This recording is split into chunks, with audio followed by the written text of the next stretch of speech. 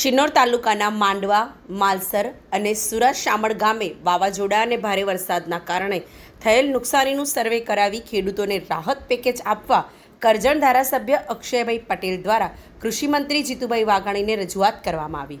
શિનોર તાલુકામાં તારીખ 10 અને 11 જુલાઈ 2026ના રોજ આવેલા ભારે વરસાદ અને વાવાઝોડાને કારણે ખેડૂતોનો થયેલા પાકના નુકસાન મુદ્દે કરજણના ધારાસભ્ય અક્ષયભાઈ પટેલે રાજ્યના કૃષિમંત્રી જીતુભાઈ વાઘાણીને પત્ર લખી તાત્કાલિક સર્વે હાથ ધરી અસરગ્રસ્ત ખેડૂતોને યોગ્ય રાહત પેકેજ આપવા રજૂઆત કરી છે.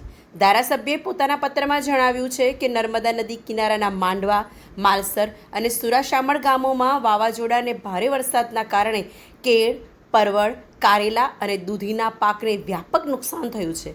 અનેક સ્થળોએ પરવળ, કારેલા અને દૂધીના માંડવાઓ તેમજ કેળના પાક જમીનદોસ્ત થતાં ખેડૂતોને ભારે આર્થિક ફટકો પડ્યો છે.